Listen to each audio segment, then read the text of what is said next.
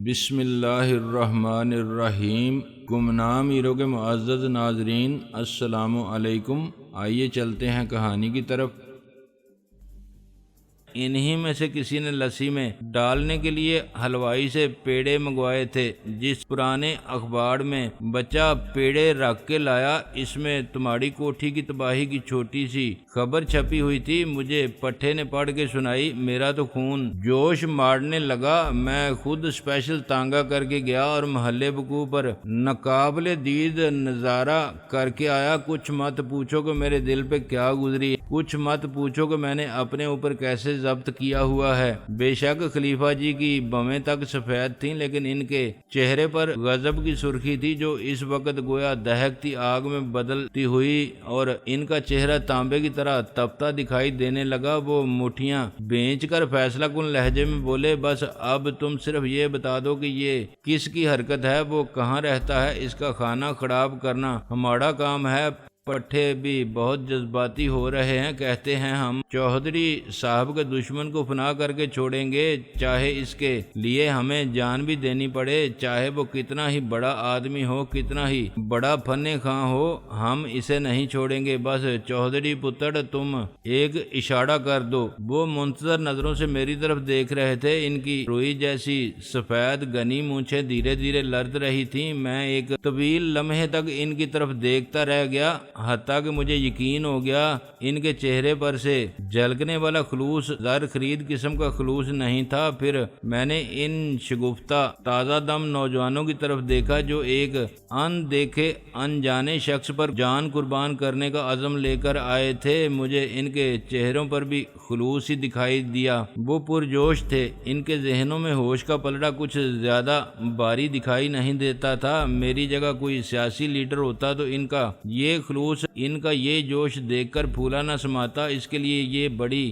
طمانینت کی بات ہوتی کہ وہ انہیں اندھے کنویں میں بھی کود جانے کا حکم دے گا تو وہ کود جائیں گے، آگ کے دریا میں چھلانگ لگانے کا حکم دے گا تو وہ لگا دیں گے، انہیں اپنے لیے ہر راہ مسدود کرنے کا حکم دے گا تو وہ کر لیں گے۔ ان نوجوانوں کی زندگی، ان کے مستقبل، ان کی خوشیوں، ان کے سکون اور ان کی امیدوں کے پروانے ہاتھ میں لے کر سیاسی لیڈر کسی میز پر جا بیٹھتا اور ان سب چیزوں کی قیمت وصول کر کے اپنی اور اپنے چیلوں کی جیب میں ڈال لیتا۔ یہ تو بہت چھوٹی سی ٹولی تھی۔ مجمع جتنا بڑا ہوتا، جذباتیت جتنی زیادہ ہوتی، لیڈر کی سودے بازی اتنی ہی بڑی ہوتی، سامنے والا اس کی بات ماننے میں ذرا تامل کرتا تو وہ ان سب کو ایک اشارے سے آگ کے دریا میں دھکیل دیتا۔ ایک عرصے سے ہمارے گلشن میں کاروبار حیات اسی طرح جاری تھا۔ اپنی غرض کے مزاروں پر دوسروں کی زندگی کے چراغ جلانا اور بجھانا ہمارے بڑے لوگوں کا مشغلہ تھا۔ ستم یہ تھا کہ عام لوگ اس تماشے میں ایندھن بننے کے لیے ہر وقت تیار رہتے تھے۔ میں نے ایک طویل سانس لے کر کہا، خلیفہ جی، شروع میں تو جب میں نے آپ کو اکھاڑا قائم کرنے کے لیے رقم اور زمین وغیرہ فراہم کرنے کی پیشکش کی تو آپ مان نہیں رہے تھے کہ آپ کو یہی اندیشہ تھا کہ امیر لوگ اگر پہلوانوں کی سرپرستی کرتے ہیں تو پھر انہیں اپنے مقاصد کے لیے استعمال کرنے کی کوشش کرتے ہیں، ان کے بل بوتے پر بدماشی جھاڑتے ہیں۔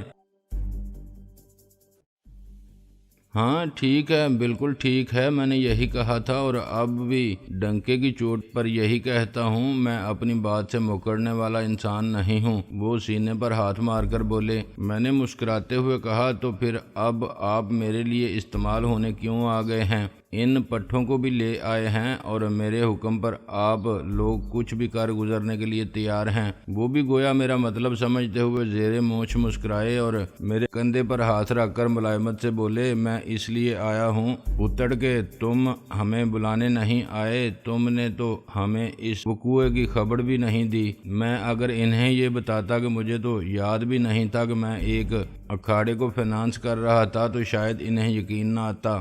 وہ بات جاری رکھتے ہوئے بولے، اس سے ظاہر ہوتا ہے کہ تم ہمیں استعمال کرنے کا ارادہ نہیں رکھتے تھے، تمہاری نیت ایسی نہیں تھی، اور میں پہلے ہی کہہ چکا ہوں کہ ساری بات نیت کی ہوتی ہے۔ تم اچھے آدمی ہو، تمہاری نیت اچھی ہے، اس لیے ہم تمہاری مدد کرنا چاہتے ہیں، اس لیے نہیں کہ ہم تمہارا مال کھا کر پل رہے ہیں، بلکہ اس لیے کہ ایک اچھے آدمی کو اگر برے آدمی نقصان پہنچائیں تو باقی لوگوں کا فرض بنتا ہے کہ وہ اچھے آدمی کی مدد کریں۔ ہمارے اس معاشرے میں چونکہ زیادہ تر لوگوں میں اچھے آدمی کی مدد کرنے اور اسے ظالموں سے بچانے کا حوصلہ نہیں ہے، اس لیے وہ بیچارے چپ کر کے بیٹھے رہتے ہیں۔ ہم میں حوصلہ تھا تو ہم آ گئے، ہم تم سے زیادہ قریب بھی ہیں اور ہم پر تمہارا حق بھی بنتا ہے، اس لیے ہم آ گئے۔ ہم اپنی مرضی سے آئے ہیں، اپنی محبت سے مجبور ہو کر آئے ہیں۔ ہمارا ضمیر مطمئن ہے کہ تم ہمیں کسی غلط کام کے لیے استعمال نہیں کرو گے۔ سمجھ میں آ گئی نا میری بات؟ اب تو تمہارے دل کو تسلی ہو جانی چاہیے۔ ہاں، تسلی تو مجھے پہلے بھی تھی خلیفہ جی، میں تو ویسے ہی ذرا آپ کو ٹٹول رہا تھا۔ میں نے مسکراتے ہوئے کہا، اس بڈھے پھونس پڑی پیکڑ کو ٹٹول کر کیا کرو گے چودھری پتر؟ اس وجود میں تمہیں سچائی اور اچائی کے سوا کچھ نہیں ملے گا۔ وہ گہری سانس لے کر بولے، مجھے یقین ہے خلیفہ جی، میں نے انہیں ایک لمحے کے لیے سینے سے لگا لیا۔ ان کے چہرے پر بشاشت آ گئی۔ ایک لمحے کے توقف سے میں نے کہا، لیکن مسئلہ یہ ہے خلیفہ جی کہ میں آپ لوگوں کو کسی غلط کام کے لیے تو کیا صحیح کام کے لیے بھی استعمال نہیں کر سکتا، کسی بھی کام کے لیے استعمال نہیں کر سکتا۔ میرا ایسا کوئی ارادہ تھا بھی نہیں اور انشاءاللہ آئندہ بھی نہیں ہوگا۔ کیوں نہیں استعمال کر سکتے؟ یہ تو تم ہمارے ساتھ بھی اور اپنے ساتھ بھی زیادتی کرو گے۔ ہماری بے کڑاڑی تو دیکھو، ہمارے جذبے کا کیا بنے گا؟ خلیفہ جی جرجری سی لے کر بولے، جذبے کو سنبھال کر رکھیں، جذبہ کبھی نہ کبھی ضرور کام آ جاتا ہے۔ میں نے ان کے کندھے پر تھپکی دیتے ہوئے کہا، میں فی الحال آپ کے اس انمول جذبے سے اس لیے فائدہ نہیں اٹھا سکتا کہ مجھے خود بھی نہیں معلوم میرا دشمن کون ہے اور اس کا ٹھکانہ کہاں ہے۔ یہ کیسی بات کر رہے ہو چودھری پتر؟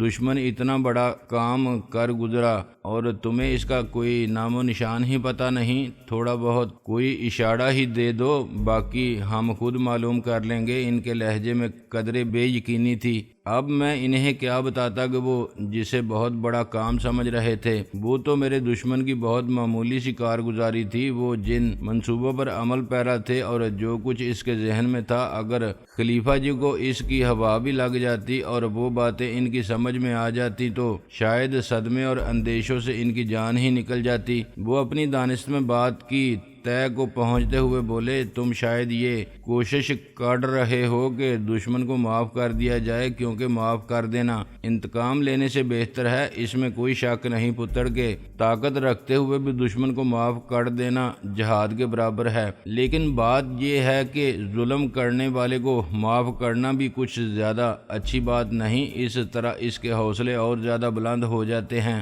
ظلم کا سلسلہ پھیلتا جاتا ہے۔ انہوں نے دونوں ہاتھوں سے کسی چیز کے پھیلنے کا باقاعدہ اشارہ کر کے بتایا، وہ تو ٹھیک ہے خلیفہ جی، میں خود اسی کا قائل ہوں، مگر کیا کروں؟ مجبوری ہے۔ جب کسی بات کا ذرا بھی پتہ ہی نہ ہو تو انسان کیا کرے؟ پتہ بھی ہوتا تو شاید میں آپ لوگوں کو زحمت نہ دیتا۔ میں تو جب آپ سے پہلی بار ملا تھا تو اچانک ہی میرے ذہن میں خیال آیا تھا کہ ہمارے ملک میں پہلوانی کی روایت دم توڑ رہی ہے اور ہم ہر کام حکومت پر ہی چھوڑ کر بیٹھ جاتے ہیں۔ حکومتیں تو کبھی وہ مسئلے حل نہیں کر سکیں جن پر زندگی اور موت کا دارومدار ہوتا ہے، وہ روایتوں کو زندہ رکھنے کے لیے کیا کریں گے؟ اس لیے ہمیں ہی اس سلسلے میں کچھ کرنا چاہیے۔ میں جس قابل تھا میں نے وہ پیشکش کر دی۔ خوشی کی بات یہ ہے کہ مجھے آپ جیسا آدمی مل گیا جس نے میرے خواب کو سچ کر دکھایا۔ اگر آپ جیسے سب لوگ آپ کی طرح سوچنے لگیں اور آپ جتنے فراخ دل ہو جائیں تو اس ملک کے آدھے مسئلے تو حل ہو ہی جائیں۔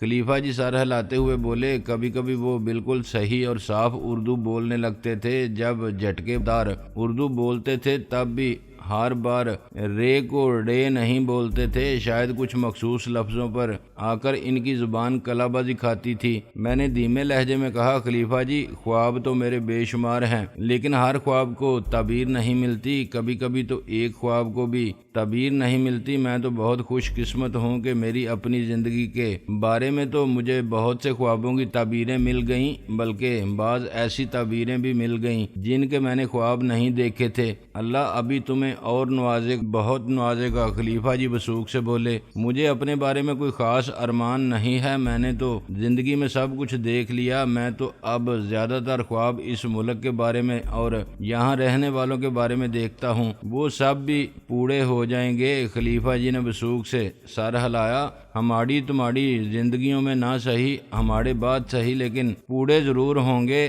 ایسے لوگ پیدا ہوتے رہیں گے جوان جو ان خوابوں کی خاطر اپنی زندگیاں تک قربان کرتے رہے ہیں۔ ہمیں کسی نہ کسی اچھائی کا بیج بوتے رہنا چاہیے، کوئی نہ کوئی اچھا پودا تو اگتا رہے گا، ہم نہ صحیح ہماری آنے والی نسلیں تو اس کا پھل کھاتی رہیں گی۔ بس یہی سوچ کر میں اپنی سی کوشش کرتا رہتا ہوں، چاہے وہ کوشش کتنی ہی حقیر کیوں نہ ہو۔ میں نے کہا، میں نے کہیں بچوں کے اخبار میں بڑی اچھی بات پڑھی تھی، چودھری پتر بڈھے اور بچے ایک ہی جیسے ہوتے ہیں۔ میں اب بچوں کا اخبار بڑے شوق سے پڑھتا ہوں، بعض بڑی اچھی باتیں بچوں کے صفحے پر پڑھنے کو ملتی ہیں جو بڑوں کے صفحے پر نہیں ملتی۔ میں نے پڑھا تھا کہ ساری دنیا کا اندھیرا مل کر بھی روشنی کی ایک کرن کو قابو میں نہیں کر سکتا، تو بس پتر تم ایک کرن بھی اس دنیا میں چھوڑ جاؤ گے تو وہ سارے دنیا کے اندھیرے سے لڑتی رہے گی۔ ٹھیک ہے، وہ اندھیرے کو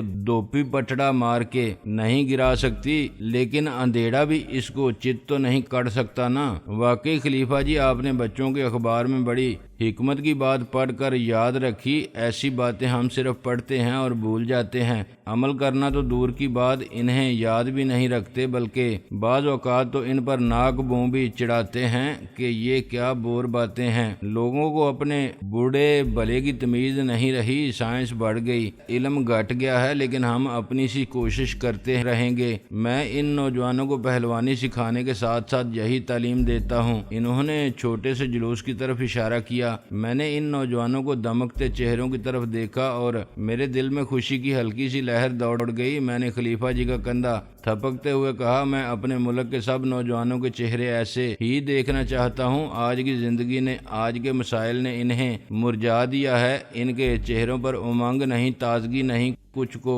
مایوسیاں کھا رہی ہیں، کچھ کو عیاشیاں کھا رہی ہیں، کچھ کو سیاست کھا رہی ہے، کچھ کو بے روزگاری کھا رہی ہے اور کچھ کو جرائم پیشہ مگرمچھ کھا رہے ہیں۔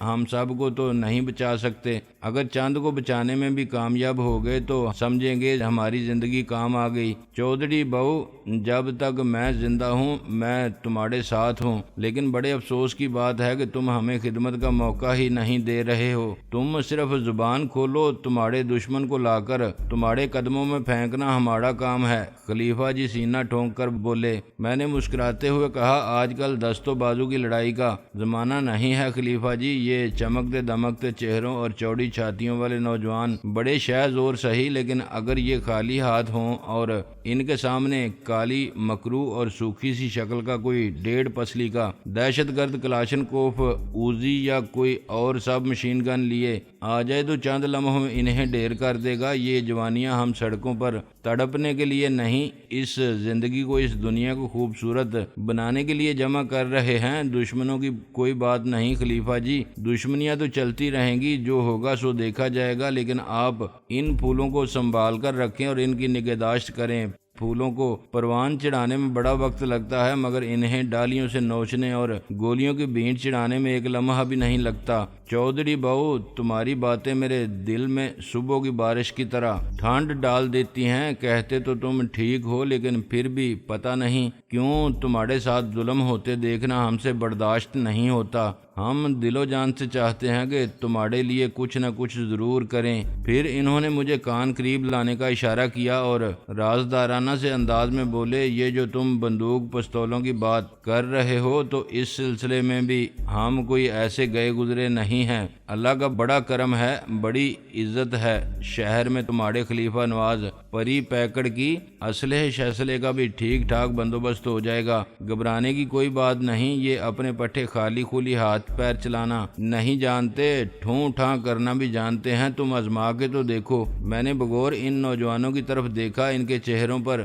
صحت مندی کی تب و تاب کے ساتھ حوصلے کی چمک بھی تھی، لیکن پھر بھی وہ بہرحال سادہ دل اور سادہ مزاج تھے۔ ایسے لوگوں کے ہاتھوں میں گنیں بھی زیادہ کارآمد نہیں ہوتی، گلی کوچوں کی سیدھی سادی عام سی لڑائیوں اور سطحی سے جھگڑوں میں تو ان کے تگڑے بدن یا ان کے ہاتھوں میں موجود گنیں بہت کام آ سکتی تھیں، لیکن جن معاملات سے میرا واسطہ پڑا ہوا تھا ان میں یہ لوگ کسی کام کے نہیں تھے۔ میں انہیں ایندھن بنانا گوارا نہیں کر سکتا تھا۔ میں نے خلیفہ جی کو پہلوانوں والی ایک زوردار تھپکی دی اور ہنستے ہوئے کہا، خلیفہ جی چھوڑیں اس موضوع کو، کوئی اور بات کریں، ان مسائل سے میں خود ہی نمٹتا رہوں گا۔ میری تھپکی سے خلیفہ جی ہل کر رہ گئے، بڑی مشکل سے سنبھل کر ذرا کھسیانے سے انداز میں بولے، چودھری بہو مجھے تو لگتا ہے تم خود بھی کسی اکھاڑے میں جا کر بڑا زوڑ شوڑ کرتے ہو، اگر ایسا کوئی شوق ہے تو آ کر اپنے اکھاڑے کو ہی رونق بخشا کرو، کچھ ہمیں اس طرح کی خدمت کا ہی موقع دو۔ نہیں خلیفہ جی، میں کہاں زور شور کرتا ہوں، یہ تو جو کچھ بھی ہے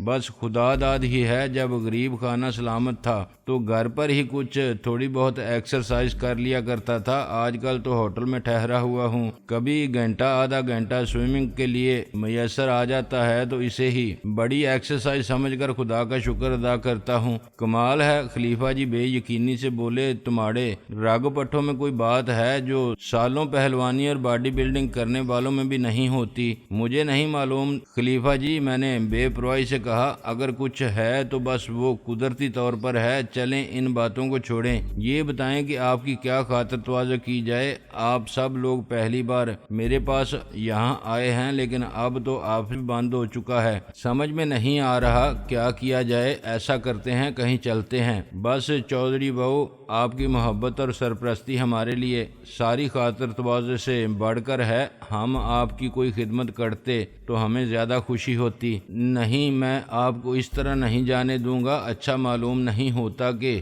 آپ لوگ میرے پاس آئیں اور کچھ کھائے پیے بغیر چلے جائیں۔ آج کل تو ہوٹل ہی میرا گھر ہے، آپ وہیں میرے ساتھ چلیں، کچھ نہ کچھ شغل تو ہونا چاہیے نا۔ میں آگے آگے گاڑی میں چلتا ہوں، آپ اپنا ٹرک پیچھے پیچھے لے آئیں۔ میں نے ان کے احتجاج کو نظر انداز کر دیا اور اپنی گاڑی میں جا بیٹھا۔ مجھے معلوم تھا کہ اس چھوٹے سے جلوس کو ہلٹن لے کر جانا اچھا خاصا تماشا ہوگا، لیکن مجھے اس کی پرواہ نہیں تھی۔ مجھے ان سادہ سے لوگوں کے خلوص نے بہت متاثر کیا تھا۔ یہ درست تھا کہ اکھاڑا میرے پیسوں سے چل رہا تھا، لیکن آج کے دور میں ان باتوں پر کون کسی کے لیے جان قربان کرنے آتا ہے، خصوصاً جب کہ اکھاڑے کے پہلوانوں نے تو مجھے دیکھا بھی نہیں تھا۔ میں نے ان سے کوئی چکنی چپڑی باتیں نہیں کی تھیں، انہیں ان گنت سہانے خواب نہیں دکھائے تھے۔ میرے وہ ساتھی جو میری حفاظت کے لیے دور دور سے میری نگرانی کرتے رہتے تھے اور جب میں ہوٹل میں ہوتا تھا تو اس کے دروازے پر تعینات رہتے تھے یا آس پاس منڈلاتے رہتے تھے، اس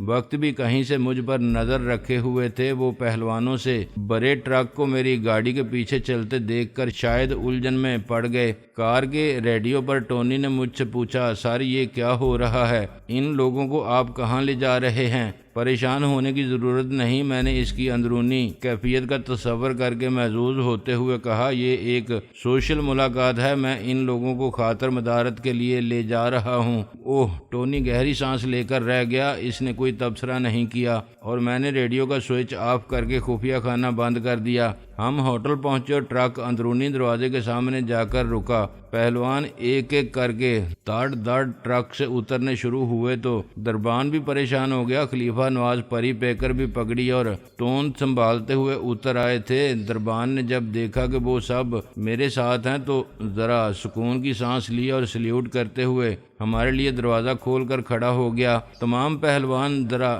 پھیلی پھیلی آنکھوں سے چمکتے دمکتے در و دیوار کو دیکھ رہے تھے۔ خلیفہ نواز پگڑی درست کر کے ادھر ادھر دیکھ کر نیچی آواز میں بولے، یہ تم ہمیں کہاں لے آئے چودھری پتر؟ ہمارا ان 5 اسٹار ہوٹلوں میں کیا کام؟ ہم تو گوال منڈی، لکشمی چوک اور باٹی میں بیٹھ کر پاوے کھانے اور لسیاں پینے والی مخلوق ہیں، ہمیں یہاں انگریزی کھانے کھا کے اور رنگ برنگے شربت پی کے کیا مزہ آئے گا؟ آپ آئیں تو صحیح، یہاں بہت سی دیسی چیزیں بھی ملتی ہیں۔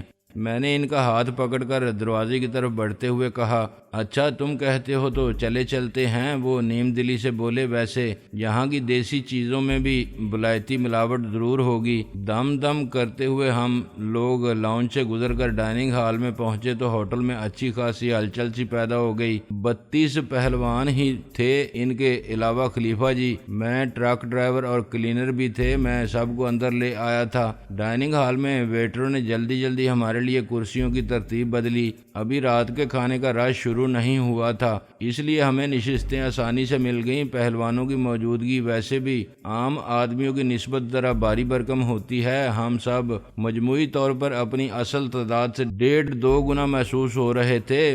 بیٹھنے کا مرحلہ سر ہو چکا تو ویٹروں نے مینیو لا کر ہماری خدمت میں پیش کیے۔ خلیفہ جی مینیو کو الٹتے پلٹتے ہوئے اور چندی چندی آنکھوں سے اس کا جائزہ لیتے ہوئے بولے، یہ رجسٹر سا کیا پکڑا گیا ہے میرے ہاتھ میں؟ یہ مینیو ہے خلیفہ جی، میں نے انہیں بتایا، اس میں ان چیزوں کے نام چھپے ہوئے ہیں جو یہاں مل سکتی ہیں۔ چھڈو جی اے مینو تینو۔ خلیفہ جی نے مینیو میز پر ایک طرف رکھ دیا۔ مجھے کون سا انگریزی پڑھنی آتی ہے، ہمارے لیے تو پھجے کے پاوے والے کا سسٹم ٹھیک ہے، بہرا آتا ہے، ایک سانس میں ساری چیزوں کے نام بتا جاتا ہے۔ پہلوان میں جو تھوڑے بہت پڑھے لکھے تھے وہ مینیو کا مطالعہ کرنے لگے تھے۔ خلیفہ جی نے انہیں بھی ہاتھ کے اشارے سے منع کرتے ہوئے بولے، چھوڑو بھائی، تم کس چکر میں پڑ گئے ہو؟ چودھری صاحب سے پوچھ لیتے ہیں یہاں ہمارے مطلب کی کیا کیا چیزیں ملتی ہیں۔